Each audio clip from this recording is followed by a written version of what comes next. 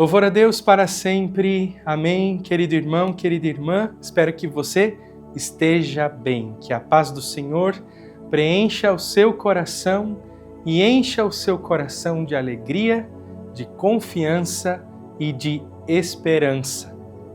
Nós estamos juntos no nosso caminho do céu.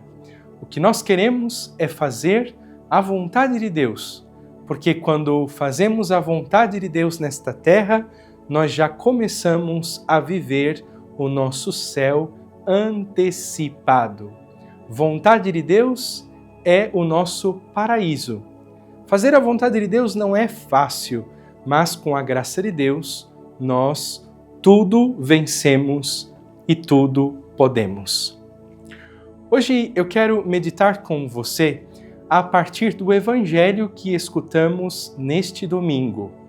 Trata-se do Evangelho de São Lucas, no capítulo 10, quando Jesus envia os 72 discípulos. Veja o que diz a palavra do Senhor. Depois disso, designou o Senhor ainda 72 outros discípulos e mandou-os 2 a 2 adiante de si por todas as cidades e lugares para onde ele tinha de ir. Esse evangelho traz para mim uma coisa que eu acho espetacular. Nós sabemos que uma das propriedades de Deus, ou das características de Deus, é que ele é onipotente, ou seja, ele tudo pode. Mas este Deus que é onipotente não quis e não quer fazer tudo sozinho. Ele se encantou por criaturas tão limitadas e imperfeitas como eu e como você. E o que é que Deus fez? O que é que Deus faz? Ele nos chama, ele nos escolhe como seus colaboradores, como seus auxiliares. E então diz o Evangelho que ele enviou estes 72 aos lugares em que ele mesmo deveria ir. Você sabe o que isso significa? Significa que quando nós nos lançamos na missão, nós estamos indo aos lugares em que Jesus mesmo deveria ir e ele vai chegar nestes lugares através da minha vida, através da sua vida, através da minha presença, através da sua presença. Assim, cada um de nós tem esta grande graça, a graça de sermos portadores de Cristo. Eu não estou falando aqui apenas de uma realidade religiosa. Por exemplo, eu posso levar Cristo, carregar Cristo no meu ambiente de trabalho, sendo muito correto nos meus afazeres, sendo muito bom nas minhas ocupações, para que cada pessoa possa experimentar, através de mim, através da minha vida, a bondade de Deus, a ternura de Deus, a alegria de Deus. Não sei se você já experimentou isso. Vai até uma loja e é atendido por um mau funcionário. Meu Deus do céu! Não dá nem vontade de voltar mais naquele lugar. Uma pessoa grossa, uma pessoa deselegante, uma pessoa que faz um trabalho porco, não dá nem vontade de voltar mais lá. Mas quando você tem um bom funcionário, meu Deus, que alegria! Eu fui bem tratado, eu fui bem recebido, eu fui bem orientado. Dá uma alegria de estar naquele lugar. E é exatamente isso que Jesus quer nos dizer.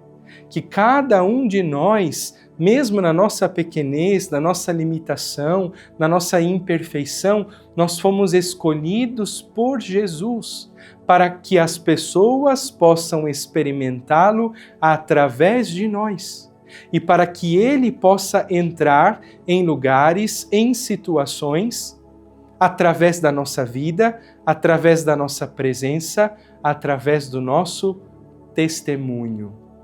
Portanto, o que eu quero propor ao seu coração neste dia é agradeça a Deus por Ele te escolher.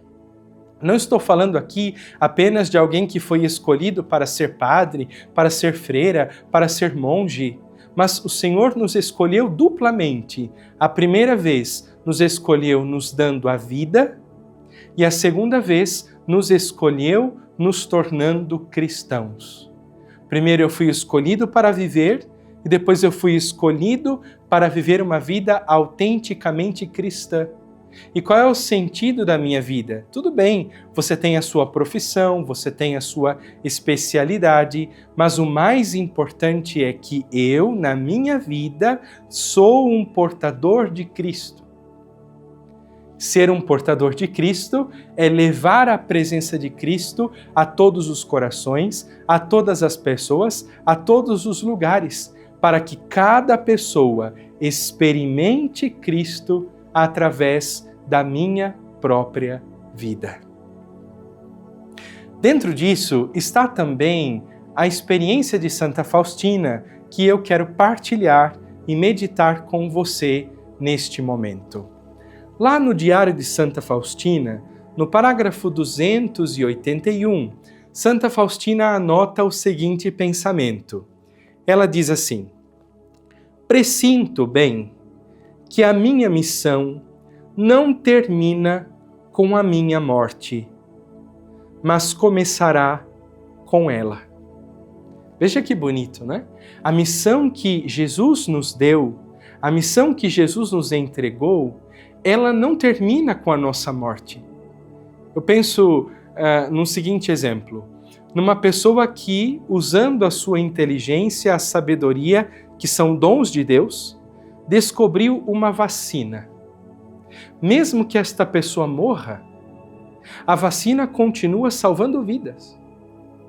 Uma outra pessoa, sei lá, que foi um instrumento de Deus para a obra de conversão na sua vida. Por mais que essa pessoa morra, por mais que essa pessoa não esteja mais perto de você, você nunca vai se esquecer desta pessoa. Então, quando nós vivemos verdadeiramente a nossa vocação, essa missão não termina, nem mesmo com a nossa própria morte. Mas ela continua, ela permanece, porque os frutos vão nascendo. Se a gente pensar, por exemplo, aqui na nossa catedral, quantas pessoas foram necessárias para construir essa igreja? Quantos operários, quantos padres, quantas pessoas ali doando seu dízimo, sua oferta para levantar essa igreja? Elas não estão mais aqui, mas a missão delas ainda produz frutos entre nós. E isso é o que Jesus está propondo para mim e para você hoje. Nunca pense que a sua missão é à toa, que a sua missão é vazia, que a sua missão é um nada. Nenhuma missão é pequena se é vivida na dinâmica do amor. Se Jesus nos pede algo, isso que Ele nos pede é grandioso. E se nós vivemos a nossa missão com perseverança, com fidelidade, com constância, isso produz frutos que a gente não tem noção de onde isso ainda pode chegar. Santa Faustina continua no parágrafo 281. Ó almas incrédulas, eu vos descortinarei o véu dos céus para vos convencer da bondade de Deus. Santa Faustina está dizendo que mesmo depois que ela morresse, a missão dela continuaria. E qual é a missão dela? Convencer o nosso coração da bondade de Deus. Eu me lembro uma vez um padre contando um testemunho e ele disse assim que estava fazendo a pastoral de rua e aí fazendo a pastoral de rua ele visitou alguns irmãos e esses irmãos de rua pediram a ele um remédio e ele na hora não tinha o remédio e também não tinha o dinheiro para comprar. Então ele disse assim aos irmãos: olha, vocês esperem aqui que eu vou resolver uma coisa e já volto com o remédio. O padre foi, resolveu as coisas dele, passou na farmácia, comprou o remédio e depois voltou para dar o remédio aos irmãos.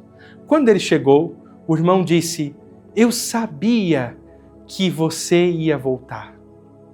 E aí o padre então perguntou para ele: como você sabia que eu ia voltar? Ele disse: porque Deus é bom. Veja, aquele irmão, ele entendia que aquele padre era uma expressão da bondade de Deus. E porque ele acreditava na bondade de Deus, ele acreditava que o padre ia voltar com o remédio. Então, esta também é a nossa missão. Por mais que você não fale literalmente sobre Deus, cada um de nós deve ajudar as pessoas a crer na bondade de Deus, a não se entregar ao desespero, a não se entregar ao medo, a ter coragem, perseverança, paciência. E ainda, Santa Faustina diz, para que não machuqueis mais com a dúvida o dulcíssimo coração de Jesus. Deus é amor e misericórdia. Cada um de nós, então, nesta nossa missão, tem esta grande graça, levar a presença de Deus aos irmãos e fazer com que cada pessoa experimente através da nossa vida a bondade, a ternura e a misericórdia de Deus. Portanto, vamos assumir com muita fidelidade esta nossa missão, fazer da minha vida, fazer da sua vida, um instrumento para que Deus alcance o maior número de corações, o maior número de almas. Não percamos mais tempo. Não somos assim tão fortes, mas Deus quer contar conosco. Que você possa dar hoje o seu sim a Deus e deixar que Ele te use como Ele quiser. Que o Senhor te abençoe, em nome do Pai, e do Filho, e do Espírito Santo. Amém.